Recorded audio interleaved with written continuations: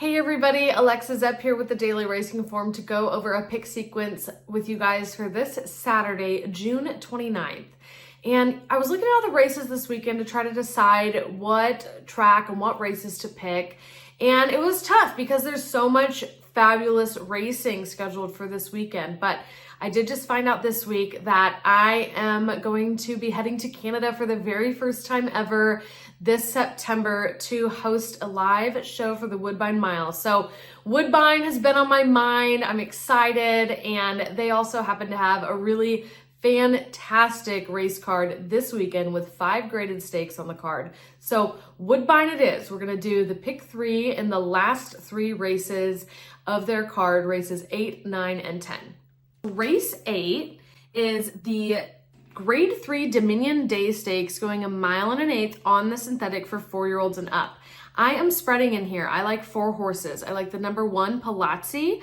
He's the best closer in the field with the best last out buyer figure of 95 in the Grade 2 Eclipse Stakes that he won at the beginning of this month, beating Tyson and Paramount Prince, who are both back for a rematch today. He's the most seasoned horse in here with 29 starts. And prior to that last race, I was kind of wondering if he was on the decline as he had 3 subpar performances in graded stakes and went from being the favorite to odds of 100 to 1. You know, maybe he needed those 2 months off, or maybe the switch back to synthetic did the trick, but Cassie definitely seems to have him back in the swing of things and is 19% for winning last start. I'll also be using the number 3, Collective Force. He's a bomb in here. I'm going to include at 20 to 1. He disappointed as the favorite last out, but it was his first out after 6 months off, and he swung 8 wide around the turn. His last race prior to that was in December and was the Grade 3 Valedictory Stakes, which he got second in with a 91 buyer. There are a lot of reasons not to use this horse, but I feel like we did see a glimpse of what he's capable of in the Valedictory Stakes. And now that he's not coming off a layoff, and if he shows us that again, he could be a factor.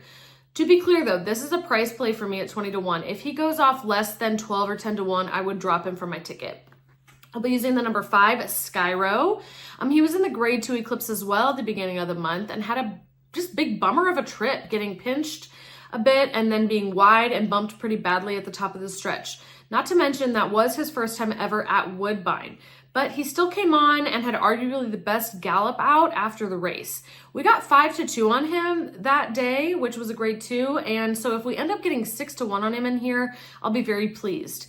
His best performances have been over the synthetic at this distance.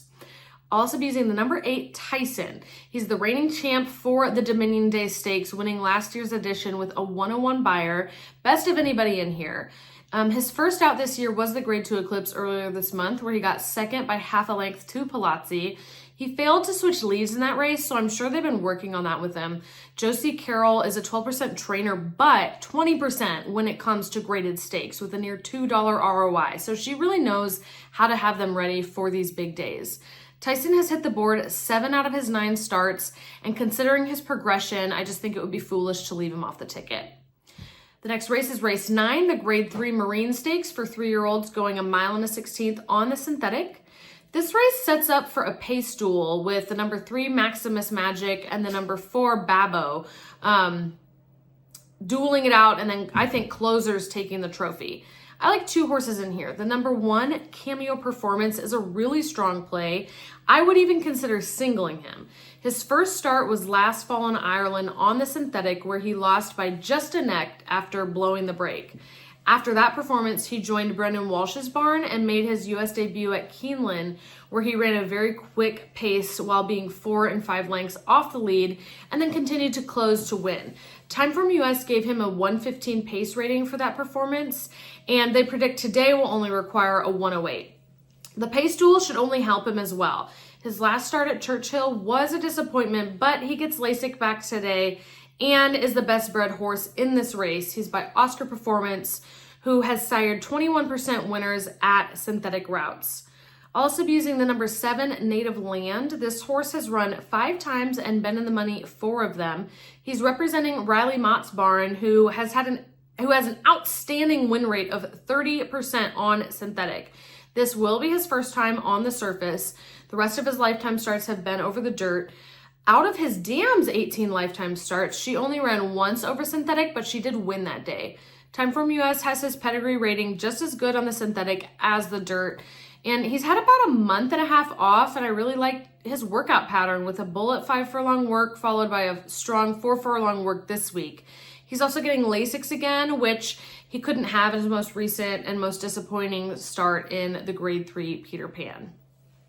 The final leg of this pick 3 is the Grade 2 Nassau Stakes for fillies and mare 4-year-olds and up, going a mile on the turf. It is a field of 9, including the reigning champ from last year, Fev Rover. My first selection is number 2, Implicated at 8-1 morning line, shipping up from Kentucky for Brendan Walsh's barn. This will be her second start with the trainer after being trained by Chad Brown for the previous few years. Now, Implicated was absolutely never a bad horse. I mean, she won the Grade 3 Pebbles last year, but Walsh seems to have cracked the code, getting her to improve quite a bit last out after being somewhat stagnant for a while.